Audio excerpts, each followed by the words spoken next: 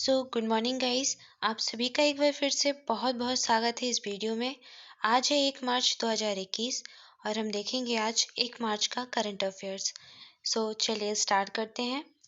हमारा पहला प्रश्न है, 27 फरवरी को विश्व भर में कौन सा दिवस मनाया जाता है? अंतर्राष्ट्रीय ध्रुवीय भालू दिवस, अंतर्राष्ट्रीय पेंगुइन दिवस, अंतर्राष्ट्रीय पांडा दिवस या फिर हाथी दिवस? तो इस प्रश्न का सही उत्तर हो जाएगा अंतर्राष्ट्रीय ध्रुवीय भालू दिवस। हर साल 27 फरवरी को विश्व भर में अंतर्राष्ट्रीय ध्रुवीय भालू दिवस इंटरनेशनल पोलर वियर डे मनाया जाता है। यह दिवस ध्रुवीय भालू के संरक्षण की स्थिति के बारे में जागरूकता बढ़ाने के लिए मनाते हैं। तो इस प्रश्न का सही उत्तर हो जाएगा अंतर्राष्ट्रीय ध्रुवीय भालू दिवस। इसके बाद देखते हैं अगला प्रश्न। हमारा अगला प्रश्न है, अमेरिका ने किस सामाजिक कार्यकर्ता को अंतर्राष्ट्रीय भ्रष्टाचार रोधी चैंपियंस अवार्ड से सम्मानित किया है? पहला ऑप्शन है अंजलि भारद्वाज, दूसरा ऑप्शन है सुमन तिवारी, तीसरा ऑप्शन है सजीत भारद्वाज या फिर सुजैन भारद्वाज? तो इस प्रश्न का सही उत्तर हो जाएगा अंजलि भारद्वाज। अंजलि भारद्वाज को अभी हाल ही में अमेरिका के राष्ट्रपति बाइडेन के नेतृत्व में प्रशासन ने हाल ही में पारदर्शिता और जवाबदेही के मुद्दों पर कार्य करने के लिए अंतर्राष्ट्रीय भ्रष्टाचार रोधी चैंपियंस अवार्ड से सम्मानित किया है। अंजलि भारद्वाज लगभग 2 दशक से अधिक समय से भारत में सूचना के अधिकार आंदोलन में एक सक्रिय सदस्य के रूप में भूमिका निभाती आई हैं। तो इस प्रश्न का सही उत्तर हो जाएगा अंजलि भारद्वाज। इन्हें अंतर्राष्ट्रीय भ्रष्टाचार रोधी चैंपियंस अवार्ड से सम्मानित किया गया है। इसके बाद देखते हैं अगला प्रश्न। हमारा अगला प्रश्न है, निम्न में से किस राज्य सरकार ने हाल ही में हुक्का बार पर रोक लगाने की घोषणा की है? केरल सरकार, गुजरात सरकार, तमिलनाडु सरकार या फिर झारखंड सरकार? तो ऐसा करने वाली अभी हाल ही में झारखंड सरकार है। झारखंड सरकार ने हाल ही में हुक्का बार पर रोक लगाने की घोषणा की है। राज्य सरकार ने बार सहित सिगरेट और अन्य तंबाकू उत्पादों की बिक्री और उसके उपयोग पर एक निर्णय लिया है और कहा है कि सार्वजनिक स्थल, जितने भी सार्वजनिक स्थल हैं, वहां पर तंबाकू या फिर सिगरेट को बेचना और खरीदना गैरकानूनी माना जाएगा। तो अभी झारखंड सरकार ने ऐसा किया है। इसके बाद देखते हैं अगला प्रश्न। अगला प्रश्न है, निम्नलिखित में से किस भारतीय धावक को हाल ही में असम के मुख्यमंत्री सर्बानंद सोनोवाल ने डिप्टी सुपरिटेंडेंट ऑफ पुलिस यानी कि डीएसपी नियुक्त किया है? सुशील कुमार, हिमा दास, साक्षी तंबर या फिर पीवी सिंधु? तो ऐसी नियुक्ति पाने वाली अभी भारत की प्रसिद्ध धावक हिमा दास हैं। हिमा दास को अभी असम सरकार ने, असम के मुख्यमंत्री जी ने, सर्बानंद सोनोवाल जी ने डीएसपी की नियुक्ति दी है। यह भारतीय धावक हैं, जैसा कि मैंने आपको भी बताया, और इन्हें वर्ष 2018 में अर्जुन अवार्ड से सम्मानित किया गया था और अभी लास्ट ईयर इन्हें खेल रत्न के लिए भी नॉमिनेट किया गया था। तो इस प्रश्न का सही उत्तर हो जाएगा हिमा दास। इसके बाद देखते हैं अगला प्रश्न। अगला प्रश्न है, वैज्ञानिकों ने किस राज्य में अल्पाइन पौधे की नई प्रजाति की खोज की है? बिहार, अरुणाचल प्रदेश, मध्य प्रदेश या फिर केरल? तो अभी हाल ही में वैज्ञानिकों ने अरुणाचल प्रदेश में एक अल्पाइन पौधे की नई प्रजाति की खोज की है और अल्पाइन का पौधा शुष्कता, कम तापमान, हवा, सूखा, परावैंगनी विकिरण या फिर खराब पोषण इत्यादि के लिए अनुकूलित होता है। तो इस प्रश्न का सही उत्तर हो जाएगा अरुणाचल प्रदेश। अरुणाचल प्रदेश में अभी अल्पाइन के पौधे की नई प्रजाति की खोज की गई है। इसके बाद देखते हैं आगे। अगला प्रश्न है हमारा, कर्नाटक में किस तेज गेंदबाज ने हाल ही में क्रिकेट से संन्यास ले लिया है? आर विनय कुमार, संदीप कुमार, संदीप शर्मा या फिर अक्षर पटेल? तो इस प्रश्न का सही उत्तर हो जाएगा आर विनय कुमार। कर्नाटक के तेज गेंदबाज हैं ये और इन्होंने अभी हाल ही में क्रिकेट से संन्यास लिया है।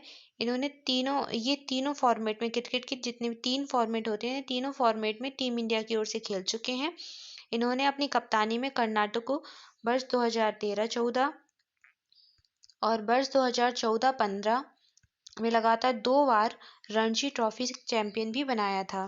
तो इस प्रश्न का सही उत्तर हो जाएगा आर विनय कुमार। इन्होंने अभी क्रिकेट से संन्यास ले लिया है। इसके बाद देखते हैं अगला प्रश्न। अगला प्रश्न है, भारतीय क्रिकेट टीम के किस ऑलराउंडर खिलाड़ी ने हाल ही में क्रिकेट के सभी फॉर्मेट से संन्यास लेने की घोषणा की है? आर अश्विन, रविंद्र जडेजा, यूसुफ पठान या फिर अक्षर पटेल? तो इस प्रश्न का सही उत्तर हो जाएगा यूसुफ पठान। यूसुफ पठान ने अभी क्रिकेट के सभी फॉर्मेट से संन्यास लेने की घोषणा की है। भारतीय क्रिकेट टीम के ऑलराउंडर खिलाड़ी यूसुफ पठान ने अभी हाल ही में क्रिकेट के सभी फॉर्मेट से संन्यास लेने की घोषणा की है। ये 2007 में T20 वर्ल्ड कप, 2011 में वनडे वर्ल्ड कप जीतने वाली भारतीय टीम का हिस्सा थे और इन्होंने ये IPL के सबसे सफल खिलाड़ी माने जाते हैं और इन्होंने 3 team Rajasthan royal, Kolkata night Riders और सनराइजर हैदराबाद की ओर से खेला है। तो इस प्रश्न का सही उत्तर हो जाएगा यूसुफ पठान। इसके बाद बढ़ते हैं हम आगे और देखते हैं अगला प्रश्न। हमारा अगला प्रश्न है, किस राज्य ने PSU स्टाफ और शिक्षकों सहित सरकारी कर्मचारियों की सेवानिवृत्ति की आयु बढ़ाकर 60 वर्ष कर दी? केरल, आंध्र प्रदेश, तमिलनाडु या फिर महाराष्ट्र? इस प्रश्न का सही उत्तर है तमिलनाडु। ऐसा करने वाली तमिलनाडु सरकार है जिसने अभी हाल ही में सरकारी कर्मचारियों की रिटायरमेंट की उम्र बढ़ाकर 60 वर्ष कर दी है। इन्होंने यहाँ पर पहले सेवानिवृत्ति का आयु 58 वर्ष थी। इन्होंने पहले 1 वर्ष बढ़ाई और 59 कर दी और इसके बाद अभी 60 कर दी है। तो ऐसा क्यों किया है इन्होंने? आप सोच सकते हैं ऐसा इसलिए किया है क्योंकि अभी हाल ही में घोषणा हुई है या फिर अभी तमिलनाडु में चुनाव होने हैं इस वर्ष, इसलिए ये घोषणा की गई है। तमिलनाडु में देख लेते हैं तमिलनाडु में के सीएम। तमिलनाडु के सीएम है इडापड्डी के पलानीस्वामी। यहाँ के गवर्नर हैं बनवारीलाल पुरोहित और सत्यमंगलम टाइगर रिजर्व तथा कलक्कड़ मुंडनथुराई टाइगर रिजर्व यहाँ के प्रमुख टाइगर रिजर्व हैं। तो अभी तमिलनाडु सरकार ने रिटायरमेंट की उम्र जो भी सरकारी कर्मचारी हैं और शिक्षक हैं उनकी सेवानिवृत्ति की आयु बढ़ाकर 60 वर्ष कर दी है। इसके बाद देखते हैं अगला प्रश्न। हमारा अगला प्रश्न है, इराकली गरिवश्चिली किस देश के नए प्रधानमंत्री चुने गए हैं? जॉर्जिया, कनाडा, चिली या फिर ब्राजील? तो इस प्रश्न का सही उत्तर हो जाएगा जॉर्जिया।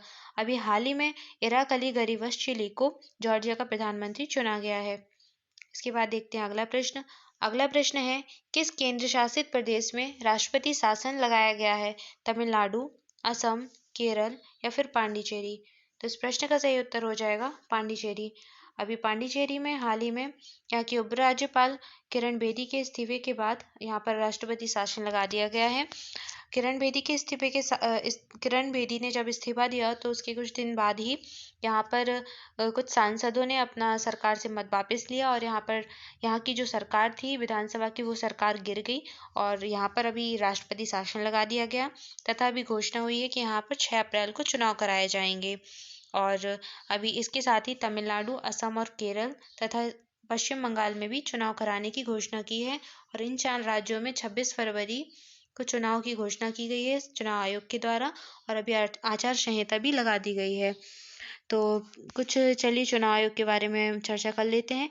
चुनाव आयोग का संबंध भारतीय संविधान के आर्टिकल 324 से है और इसकी स्थापना कब की गई थी? 25 जनवरी 1950 को इसकी स्थापना की गई थी। इसलिए हर साल 25 जनवरी को वोटर्स डे मनाया जाता है। और अभी वर्तमान में मुख्य चुनाव आयुक्त हैं सुनील अरोड़ा जी तथा चुनाव आयुक्त हैं राजीव कुमार और सुशील चंद्रा।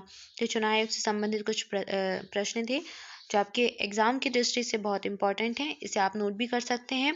और अभी तमिलनाडु, असम, केरल, पांडिचेरी और पश्चिम बंगाल इन 5 राज्यों में अभी चुनाव कराए जाएंगे।